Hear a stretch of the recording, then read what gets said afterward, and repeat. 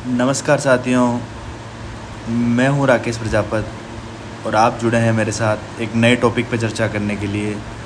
आज के हमारे टॉपिक का नाम है केस फ्लो स्टेटमेंट।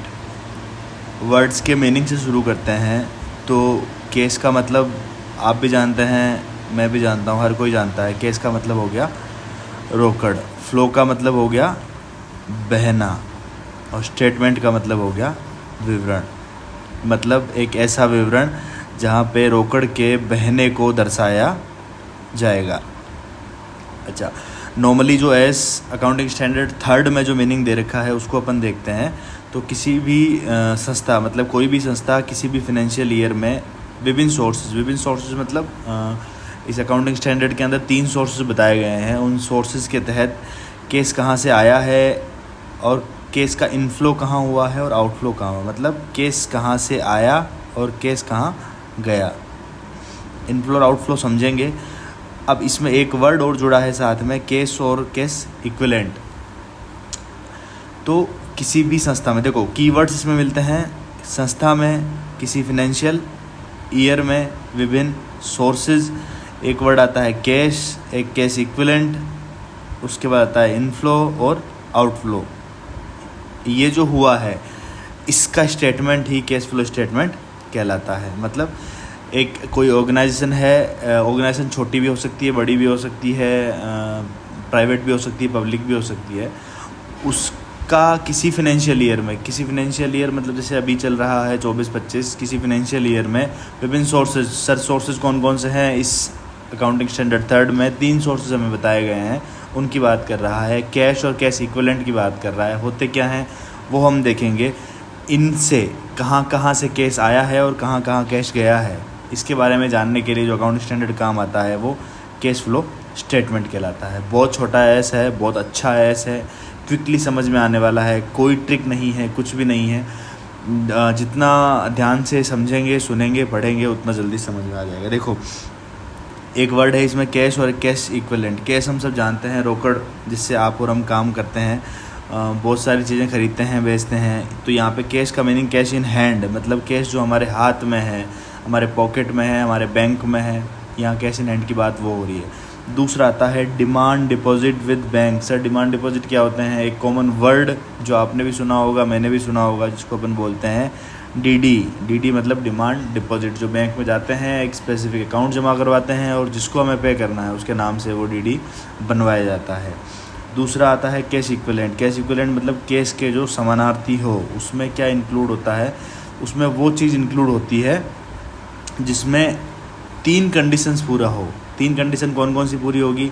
एक, शॉर्ट टर्म इन्वेस्टमेंट होना चाहिए। शॉर्ट टर्म इन्वेस्टमेंट क्या होता है?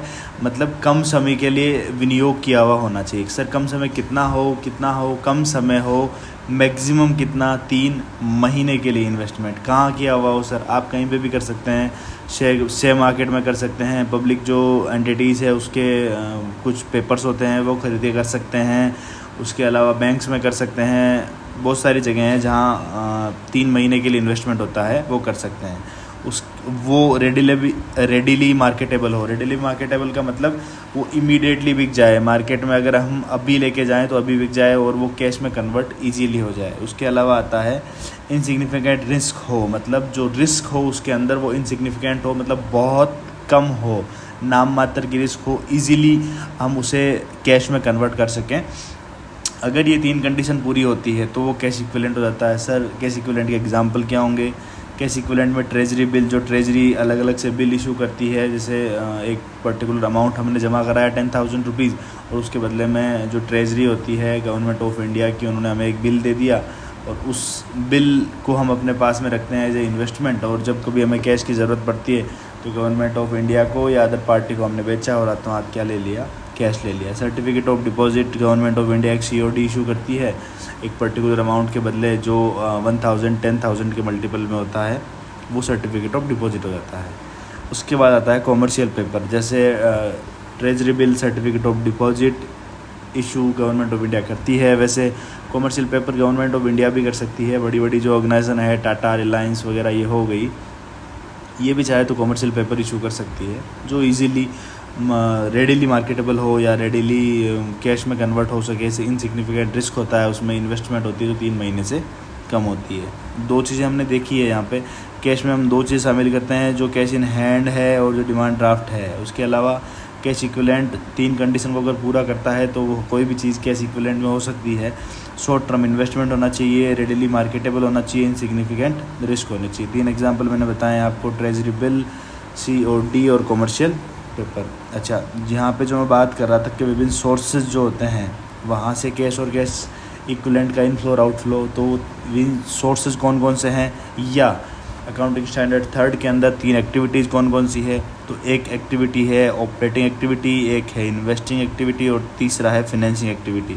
मतलब कैश फ्लो मतलब कैश का इनफ्लो भी और कैश का आउटफ्लो भी। ऑपरेटिंग एक्टिविटी से हो सकता है, इन्वेस्टिंग एक्टिविटी से हो सकता है, फिनेंसिंग एक्टिविटी से भी हो सकता है। सर ऑपरेटिंग एक्टिविटी क्या होती है? देखो, जिस पर्टिकुलर एक्टिविटी से बिजनेस की जो रेवेन्यू जनरेट होती है वो उसकी ऑपरेटिंग एक्टिविटी होती है। कैसे समझते हैं? जैसे अगर रिलायंस है, रिलायंस डिजिटल है, उसका मेन जो काम है, एक एग्जांपल से बताता हूँ। मान लो पेट्रोल को गवर्नमेंट से ख़रीदना है और मार्केट में बेचना है, तो उसकी जो रेवेन्यू जनरेटिंग एक्टिविटी होगी वो पेट्रोल बेचना हो गया। जैसे टाटा है, टाटा अपनी गाड़ियाँ बनाता है, उसका जो रेवेन्यू जनरेटिंग ऑपरेशन है वो गाड़ियाँ बनाना हो गया। उसके अलावा बहुत सारे एग्जांपल्स हैं जो particular activity major revenue generate करती है, प्रिंसिपल रेवेन्यू जनरेट करती है किसी भी एंटरप्राइजेस के लिए, तो वो उसकी ऑपरेटिंग एक्टिविटी हो गई। इसका ऑपरेटिंग से इनफ्लो कैसे होता है, आउटफ्लो कैसे होता है, नॉर्मल से एग्जांपल हैं, पढ़ के भी समझ में आ जाएंगे। अगर हमने माल को बेचा है तो कैश हमारे पास आएगा। अगर हमने डेटर से कैश रिसीट किया है तो वो हमारे पास आएगा। अगर हमने कोई बिज़नेस की तरफ से सर्विसेज दी है उससे हमारे पास कैश रिसीट आ सकता है। कैश रिसीट आ सकता है हमारे पास रॉयल्टी से, फीस से, कमीशन से, अदर ऑपरेशनल रेवेन्यू एक्टिविटी से।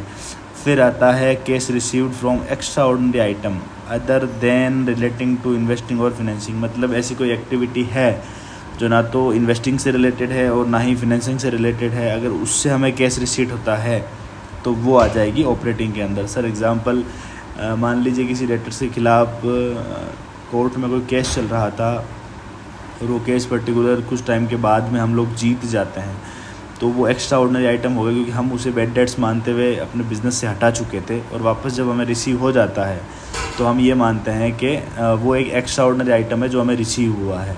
तो उसको ना हम इन्वेस्टिंग में शो कर सकते हैं ना फिनेंसिंग में, इसलिए वो आएगा ऑपरेटिंग में। इनकम टैक्स जो हमने पे किया था, जितना बन रहा था एडवांस टैक्स के रूप में, उससे ज़्यादा पे कर दिया तो उसका रिफ़ंड जो हमें मिलता है वो भी ऑपरेटिंग अंदर के ऑपरेटिंग एक्टिविटीज़ के अंदर कैश इनफ्लो होता है।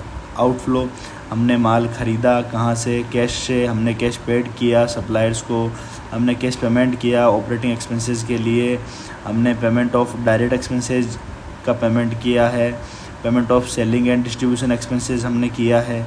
अगर कोई एक्स्ट्रा ऑर्डिनरी आइटम के लिए हमने पेमेंट किया है जो ना तो इन्वेस्टिंग में लिख सकते हैं और ना ही हम लिख सकते हैं फिनेंसिंग एक्टिविटी के अंदर। वही एग्जांपल कि अगर हम कैश हार गए तो हमें किसी क्रेडिटर को मान लो पेमेंट अगर करना है, कैश हम हार गए हैं और हमें पेमेंट नहीं मिलेगा तो हमारा लॉस हो जाएगा, या हमने किसी को पेमेंट किया है एक्स्ट्रा ऑर्डिनरी के रूप में तो वो इसमें आ जाएगा। तीसरा जो लास्ट बचता है वो आता है इनकम टैक्स पेड। उसके बाद आता है इन्वेस्टिंग एक्टिविटी।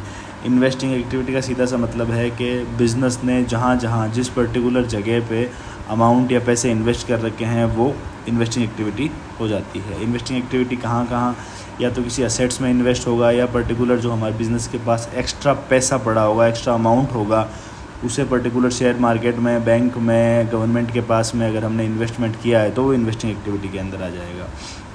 दो ही चीज़ों से रिलेटेड आएगा, एक तो क्या होगी लॉन्ग टर्म असेट्स और दूसरा होगा इन्वेस्टमेंट। अगर इससे इसकी एक्विजिशन मतलब या तो इसको ख़रीदना या इसका डिस्पोजल यानी इसको निस्तारण करना, अगर इनसे रिलेटेड कोई एक्टिविटी है तो वो हो जाएगा इन्वेस्टिंग एक्टिविटी। सबसे पहले आता है यही इन्वेस्टिंग एक्टिविटी का केस आउटफ्लो भी है और इनफ्लो भी है। अगर हमने फिक्स असेट्स को बेचा है किसमें, कैश में, अगर हमने फिक्स असेट्स को कैश में बेचा है तो इनफ्लो में आएगा, और वही अगर फिक्स सेट अगर हम ख़रीद लेते हैं तो वो किस में आ जाएगा, आउटफ्लो में। अगर इन्वेस्टमेंट को कैश के बदले बेचा है तो इनफ्लो हो जाएगा, और वही इन्वेस्टमेंट अगर हमने ख़रीद लिया है तो आउटफ्लो हो जाएगा। जो इन्वेस्टमेंट हमने कर रखा है अगर उस पर हमें इंटरेस्ट मिलता है, बहुत इंपॉर्टेंट पॉइंट है, ये ऑपरेटिंग का हिस्सा नहीं है, क्योंकि जो इन्वेस्टमेंट हमने कर रखा है उसी इन्वेस्टमेंट के बदले में अगर हमें इंटरेस्ट मिलता है या डिविडेंड मिलता है, ये दोनों इम्पोर्टेंट है। अगर इंटरेस्ट मिलता है या डिविडेंड मिलता है तो ये दोनों जो हैं ये इन्वेस्टिंग का हिस्सा है, ये ऑपरेटिंग का हिस्सा नहीं है। अच्छा, ये बात ये आती है कि इन्वेस्टिंग का हिस्सा तो है, पर सर इंटरेस्ट कहीं से भी हो सकता है। आपने अमाउंट बैंक में जमा करा रखा है, एक पर्टिकुलर अमाउंट टाइम के बाद में आपको वो अमाउंट तो मिलता ही मिलता है, साथ में बैंक इंटरेस्ट भी देती है। अगर किसी को पैसे उधार दे रखे हैं तो वो भी इंटरेस्ट देता है। डिविडेंड होता है, आपने शेयर मार्केट में किसी कंपनी में पैसे इन्वेस्ट कर रखे हैं तो वो जो इंटरेस्ट, जो एक्स्ट्रा अमाउंट हमें मिलता है हमारे इन्वेस्टमेंट का, वो डिविडेंड मिलता है, या एनुअली जो कंपनी हमें पे करती है वो डिविडेंड होता है। लास्ट जो इसका एक्टिविटी आती है एज थर्ड के अंदर, वो है फिनेंसिंग एक्टिविटी। फिनेंसिंग एक्टिविटी मतलब किसी भी एंटरप्राइजेस की वो एक्टिविटी जहां शेयर कैपिटल और बोरोविंग्स के साइज़ और कंपोजिशन में चेंज हो। मतलब हर जो कंपनी होती है उसकी जो साइज़ होती है या जो कंपोजिशन होता है उसमें शेयर्स फिक्स होते हैं। जैसे कंपोजिशन की अगर मैं बात करता हूँ तो कंपोजिशन में अगर वो शेयर कैपिटल इशू करती है तो इक्विटी शेयर इशू करती है, वो प्रेफरेंस शेयर भी इशू कर सकती है, वो डिबेंचर इशू कर सकती है, या उसके अलावा वो बॉन्ड इशू कर सकती है। अगर इसमें क्या हो, इसमें चेंजेस हो तो वो किससे रिलेटेड होगा? फिनेंसिंग। दूसरा आता है बोरोविंग्स। बोरोविंग्स का मतलब होता है लोन्स अगर लॉन्ग टर्म ले रखे हैं तो वो भी आएंगे, शॉर्ट टर्म ले रखे हैं तो वो भी आएंगे।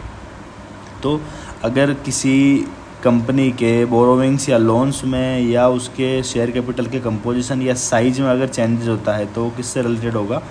फिनेंशियल एक्टिविटी से रिलेटेड। वही एक्टिविटी का यहाँ पे इनफ्लो भी दे रखा है, आउटफ्लो भी दे रखा है। अगर हम शेयर इशू करेंगे तो अमाउंट रिसीव होगा, और अगर वही शेयर का रिडम्पशन करेंगे तो हमारा अमाउंट हमारे बिज़नेस से जाएगा। रिडम्पशन का यहाँ मतलब है कि पर्टिकुलर एक टाइम के बाद में उन शेयर होल्डर्स होते हैं उनको उनका पैसा वापस देना।